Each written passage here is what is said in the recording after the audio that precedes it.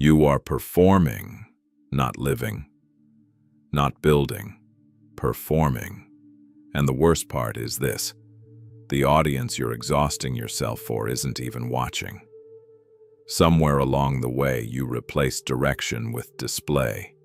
You measure decisions by how they look. You filter choices through imaginary observers. You edit yourself before you speak. You calculate how you will be perceived before you ask what you actually want.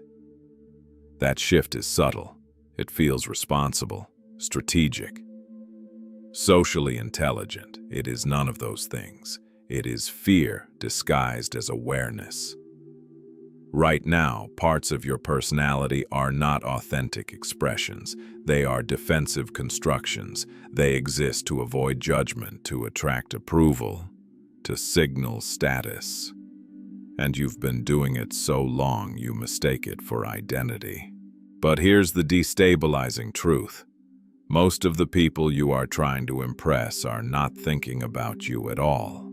They are thinking about themselves. The coworker you want to outshine is worried about his own insecurity.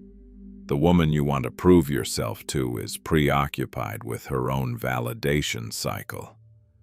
The social circle you're trying to rise within is fragmented, distracted, unstable. You are burning mental energy in a theater that has no audience, and that has consequences. Because when a man lives for external approval, he disconnects from internal alignment. He stops asking, "Is this effective?" and starts asking, "Does this look impressive?" He stops building substance and starts polishing surface. You can feel this erosion if you're honest. The fatigue, the subtle resentment, the irritation when your effort goes unnoticed, the quiet frustration when the reaction you expected never arrives. That reaction was never guaranteed, because the system you're playing in is indifferent. You post, they scroll. You speak, they half listen. You achieve, they compare. You struggle, they move on. There is no lasting recognition waiting at the end of this performance, and yet you continue. Why? Because somewhere in your psychological development, approval became linked to safety. Validation became linked to worth. Visibility became linked to survival. That wiring runs deep, so you adapt. You adjust your tone. You suppress certain opinions. You exaggerate others. You wear competence even when you're confused. You project detachment when you're affected. You curate strength when you feel unstable. You think this is strategy, but it's actually fragmentation. Every time you split yourself into who I am and who they will approve of, you create internal tension. That tension accumulates.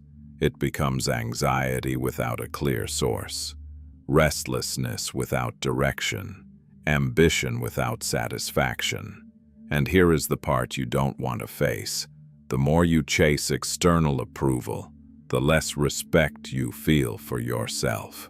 Because somewhere inside you know when you're performing. You know when your decisions are driven by optics rather than principle. You know when you're upgrading your life for visibility instead of function.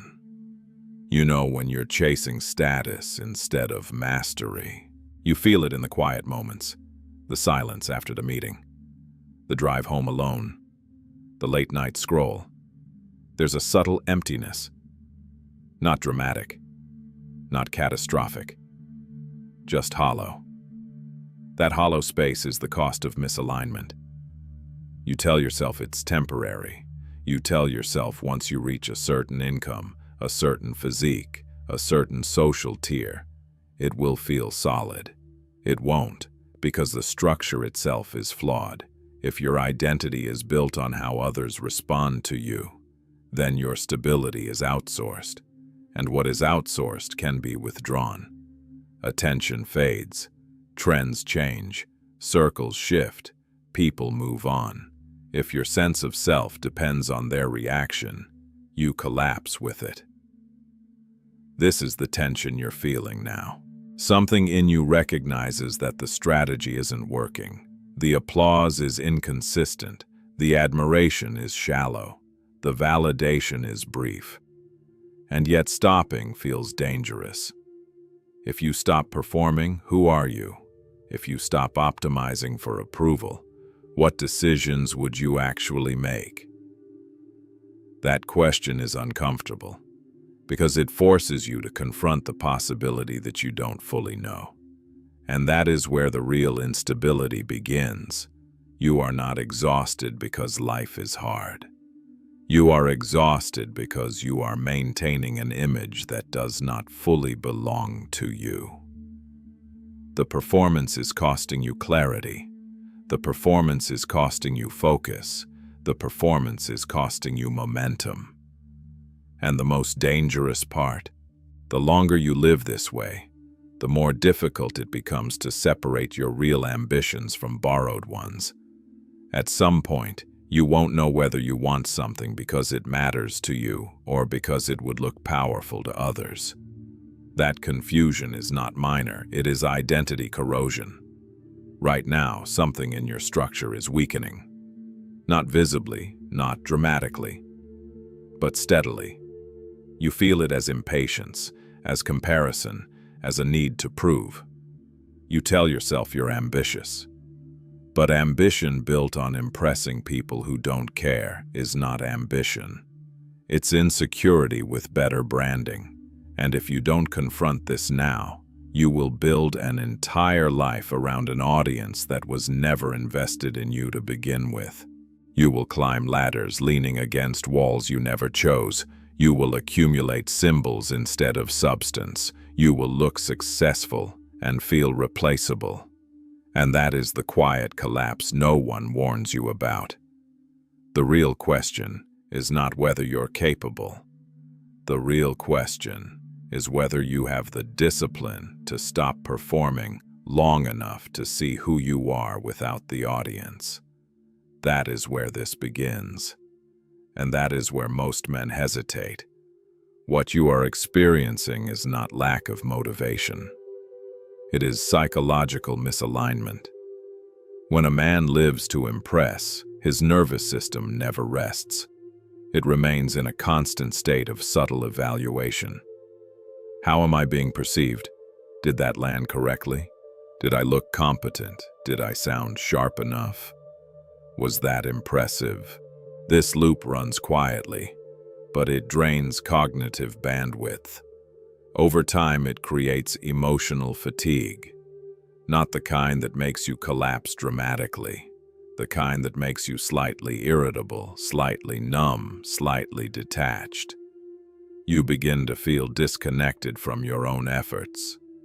Because they are no longer rooted in internal standards, they are calibrated to external reaction. This is ego defense at work, not arrogance. Defense. When your worth feels unstable, you compensate by constructing a version of yourself that is optimized for admiration.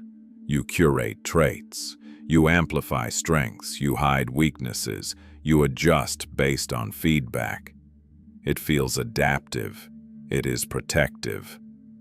But protection has a cost. The more you defend an image, the less you develop substance. You spend more time thinking about how you're seen than about what you're building. You react to perception rather than refining skill. You manage optics instead of strengthening structure. This creates identity fragmentation. One version of you performs at work. Another version performs socially. Another version performs online, each calibrated slightly differently. Each optimized for a different audience, each subtly disconnected from the others. And when those fragments don't align, you feel internal tension. You call it stress. It is fragmentation. You call it burnout. It is misdirected energy. You call it lack of clarity. It is the absence of a stable internal axis. Here is where it becomes dangerous. When external validation fluctuates, your self-concept fluctuates with it. Praise lifts you temporarily. Indifference destabilizes you. Criticism hits deeper than it should. Silence feels like rejection. You begin to interpret neutrality as invisibility, and invisibility to the ego feels like death. So you push harder, you upgrade more aggressively, you signal more obviously, you chase bigger reactions. But reactions decay quickly. People adapt to your level. What impressed them last year becomes baseline this year. What felt like achievement becomes expected. What felt like progress becomes normal. If your sense of worth is tied to being impressive, you are locked in an endless escalation cycle. And escalation without internal grounding leads to emptiness. This is where wasted potential enters, not because you lack talent, but because your attention is misallocated. You are optimizing for perception instead of power. Perception is unstable, power is internal capacity. When you build for perception, you choose what looks difficult, not what actually develops you. You avoid environments where you might look inexperienced. You hesitate to enter rooms where you are not already competent. You select challenges based on how they will position you socially. This protects ego in the short term. It stunts growth in the long term. You start withdrawing strategically from situations that threaten your image. You avoid risks that could expose incompetence. You maintain safe dominance in familiar spaces, instead of entering unknown territory where real expansion happens. This is strategic withdrawal disguised as maturity, but internally you feel it. The quiet awareness that you are playing smaller than you could. The subtle recognition that you are capable of more depth, more discipline, more mastery. Yet you hesitate, because mastery requires being unimpressive for a while, and your ego is addicted to being perceived as ahead. This is the trap. You are not afraid of failure. You are afraid of looking ordinary. You are not afraid of hard work. You are afraid of invisible work. You are not afraid of growth. You are afraid of the period where growth is not yet visible. And this is where silent decay begins. On the outside, you appear functional. You maintain income. You maintain social rhythm. You maintain a certain standard. But internally, your edge dulls, your curiosity narrows, your risk tolerance shrinks. You start choosing what preserves image over what builds capacity. And capacity is what determines long-term dominance. If this level of analysis feels uncomfortable but accurate, stay here. Subscribe. Not for motivation, for structural thinking. Because most environments do not reward this depth of self-examination. Now understand this clearly. The problem is not that you want respect.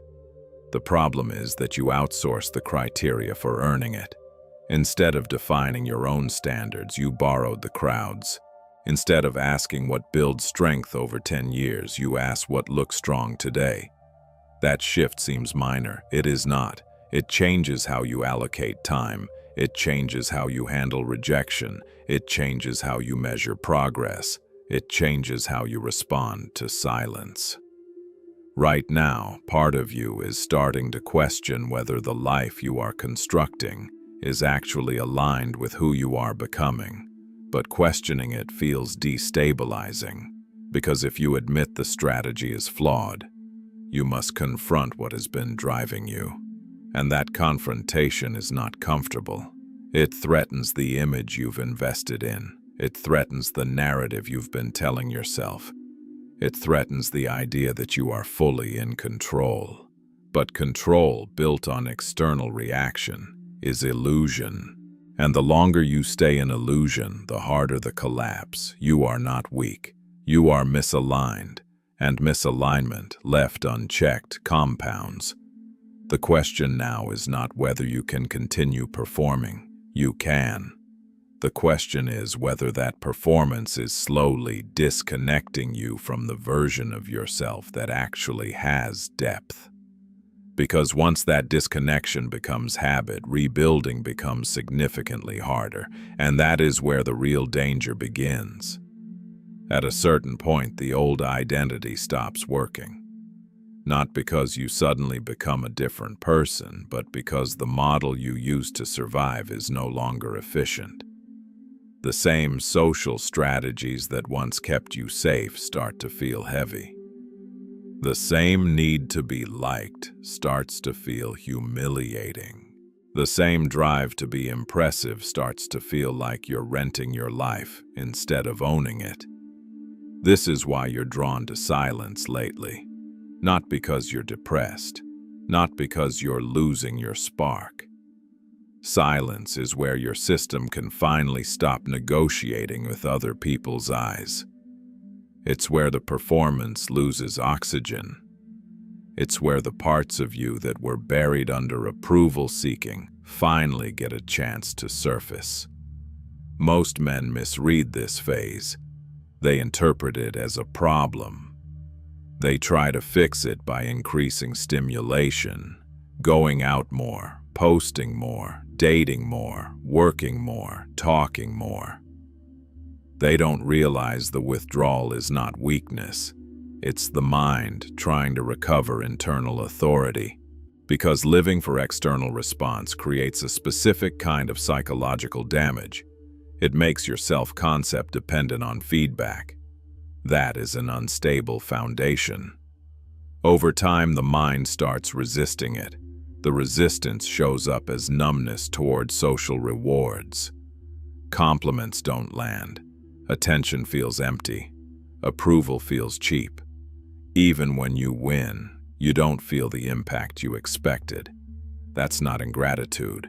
It's your nervous system rejecting a currency that no longer buys stability. So the old self begins to collapse. Not loudly. Quietly. You stop caring as much about being seen. You stop wanting to explain yourself. You stop trying to convince people you're fine. You start protecting your time. You start reducing access. You start noticing how many relationships were built on performance rather than mutual respect. This is the point where a man can either rebuild correctly or harden incorrectly. And hardening incorrectly is common because when the old identity fails, you feel exposed, you feel less certain, you feel less socially fluent, you feel less on. That vulnerability triggers a defensive reaction. Some men turn it into bitterness. They decide people are shallow, the world is fake, nothing matters, everyone is an enemy. Others turn it into avoidance. They isolate, but they don't rebuild. They disappear, but they don't develop. They call it peace, but it's actually fear of being evaluated again. There's a difference between solitude and hiding. Solitude is chosen. Hiding is compelled. Solitude has structure. Hiding has excuses. Solitude produces clarity. Hiding produces stagnation. Right now, you might be standing in the doorway between them. You might feel the urge to pull back from everything and everyone, not because you hate people, but because you are tired of the version of yourself you become around them. That is an important detail. It means your mind is trying to protect the reconstruction process. But reconstruction is not automatic. The collapse of the old self does not guarantee the birth of a stronger one. It only creates space. And space can be filled with discipline or with decay. This is where the fear should be real.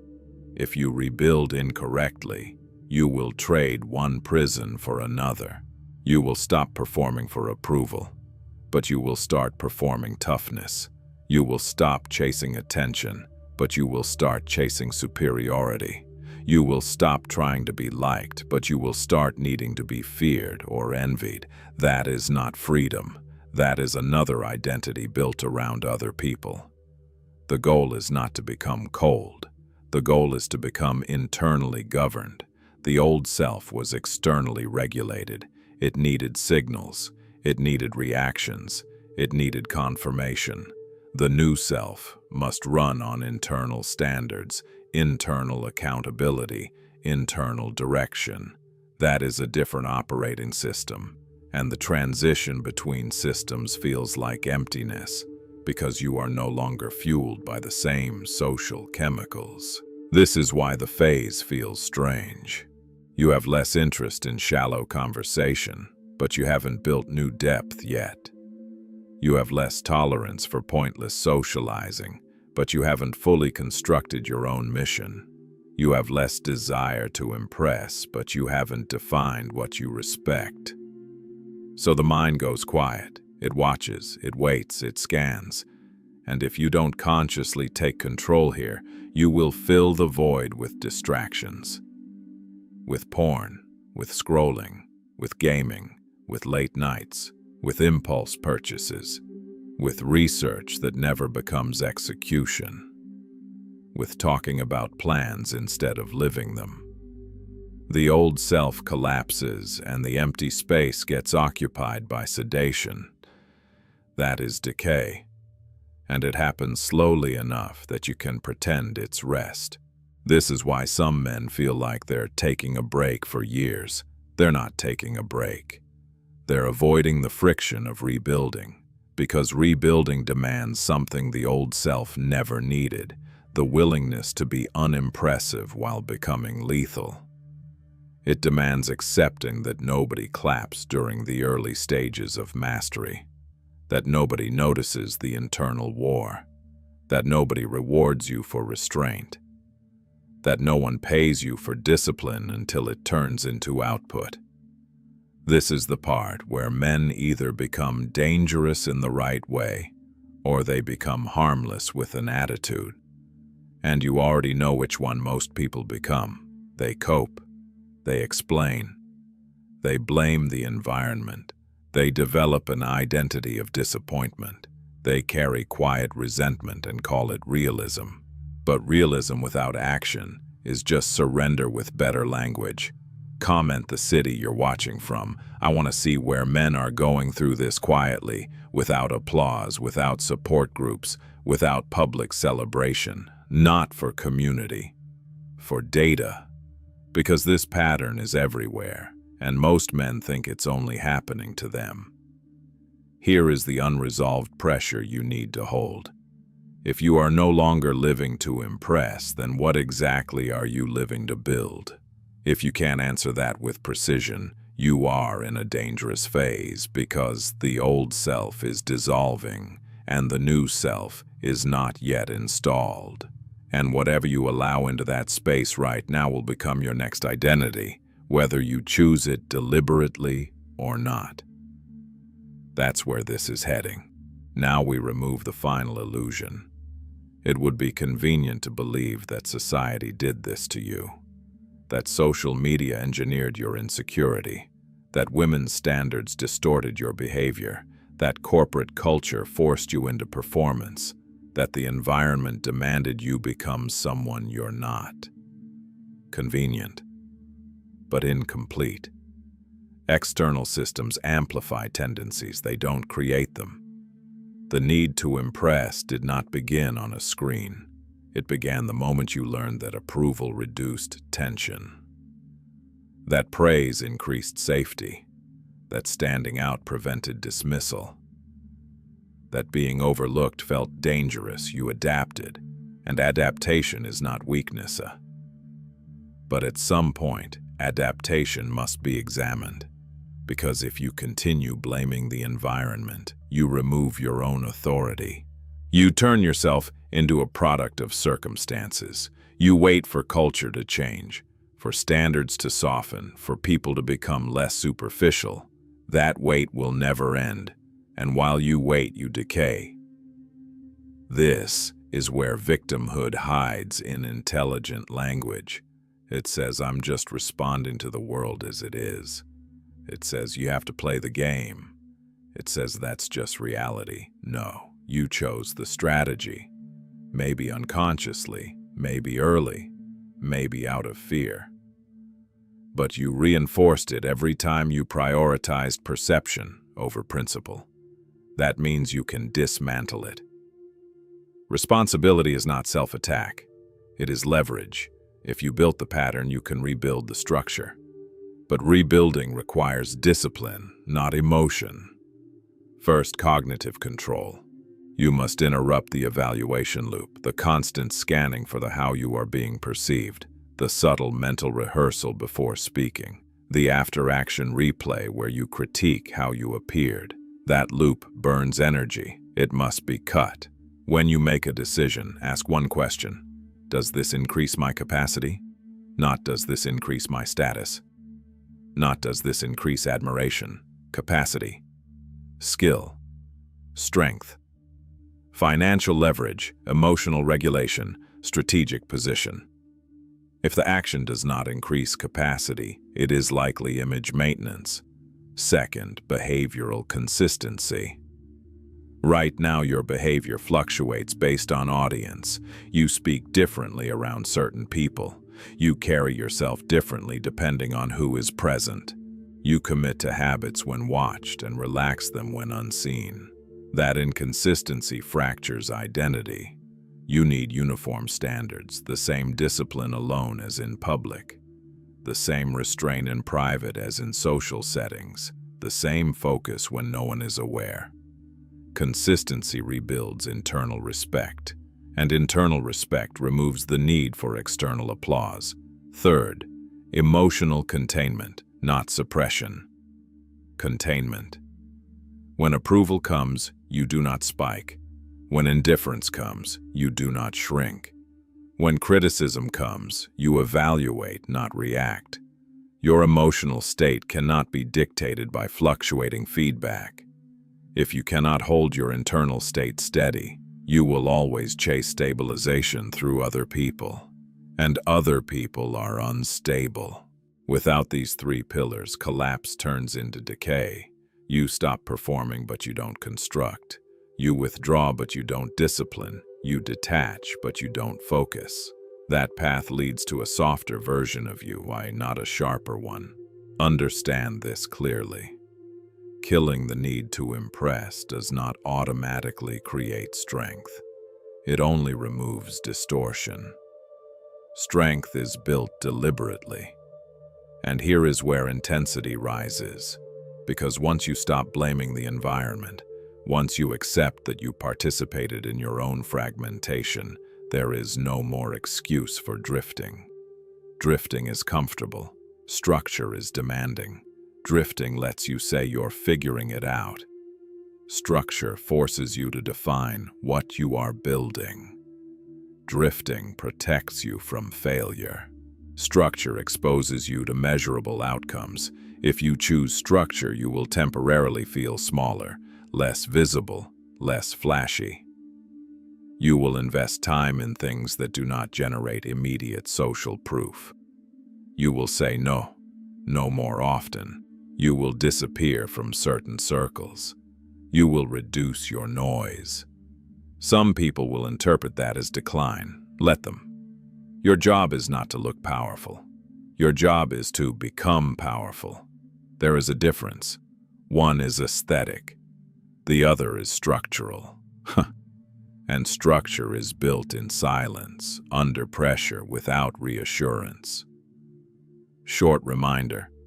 If this confronts you in a way that most content doesn't, stay with it. This is not about hype. It's about recalibration. Now hold this pressure. If you remove the performance, remove the blame, remove the noise, what remains?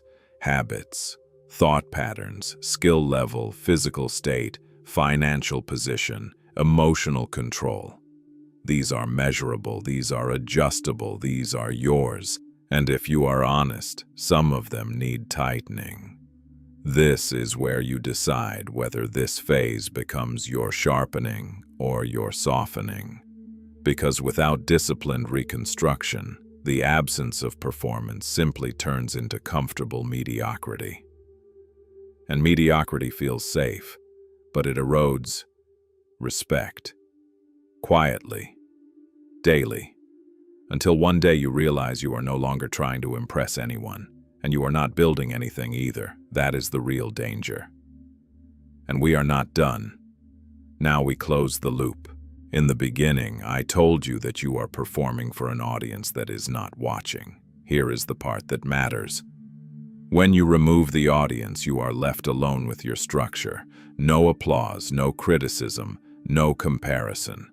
Just you and the measurable reality of your capability. That is where reconstruction begins. Strategic reconstruction is not dramatic. It is not a personality shift. It is not a reinvention speech. It is a systematic elimination process followed by controlled construction. First, elimination. You eliminate behaviors that exist only for optics, posting for reaction, speaking to signal intelligence instead of to exchange value, buying to display rather than to build, entering rooms to be seen instead of to learn. If the behavior collapses when no one is watching, it is performance. Remove it. You eliminate conversations that drain edge, the repetitive complaints, the competitive storytelling, the subtle status negotiations disguised as friendship. If interaction requires you to maintain an image, reduce exposure. You eliminate internal narratives built on comparison. The habit of measuring your timeline against someone else's highlight reel. The assumption that visibility equals value. The belief that attention equals importance. Attention is cheap. Capacity is rare. Second, construction. You build standards that are invisible to everyone except you. Wake time, training consistency, financial discipline, skill acquisition, focus blocks without distraction, reading instead of scrolling, practicing instead of announcing. No one applauds these. That is the point. You build tolerance for being unimpressive in public while becoming competent in private. You train yourself to derive satisfaction from execution, not recognition, from improvement, not reaction, from stability, not noise. This rewires the reward system. Instead of dopamine from validation, you begin to feel strength from control. Instead of anxiety from comparison, you feel direction from metrics. Instead of restlessness from invisibility, you feel relief from independence. Third, endurance. Reconstruction is slow. There will be periods where nothing external changes. Income might not spike immediately. Social status might not shift quickly. Recognition might even decrease. You must endure that without interpreting it as failure. Because this phase is not about appearing elevated. It is about becoming difficult to destabilize, and that is a different game. A man who does not need to impress is dangerous in the right way. He negotiates without desperation. He walks away without theatrics. He speaks without over-explaining. He invests without broadcasting. He competes without advertising. He is not invisible. He is self-contained. This is the internal reorganization you are aiming for. Earlier, you feared that if you stopped performing, you would not know who you are. Now you understand the opposite. When you stop performing, you finally have the space to define who you are based on function, not feedback. That hollow feeling you carried, it was the gap between image and structure. Close that gap. Align action with capacity. Align standards with behavior. Align ambition with long-term strength, not short-term admiration. If you do this consistently, something subtle happens. You stop reacting to the room. The room starts reacting to you. Not because you are louder, because you are stable. And stability is rare. Most men are still negotiating for approval, still adjusting tone, still chasing micro-validation, still burning energy in invisible competitions. You will not be. You will be measuring your days by execution. You will be tracking progress in skill, capital, health, composure. You will be calm when ignored. You will be unmoved when praised. You will be focused when others are distracted. That is power without spectacle. And it compounds. Now the final decision is simple. You can go back to optimizing for impression, or you can begin optimizing for capacity. One path keeps you busy, the other builds you. If you are building this version of yourself deliberately, subscribe. Not for motivation, for reinforcement of structure. This channel is not about hype. It is about internal architecture. And watch the next video, because reconstruction is not a single realization. It is a sequence. Each layer removes distortion. Each layer tightens discipline. Each layer increases control. You already felt the instability of living for people who don't care. Now choose the discipline of living for standards that do. No audience, no performance, just structure. Build quietly, and let the results speak when they are heavy enough to be undeniable.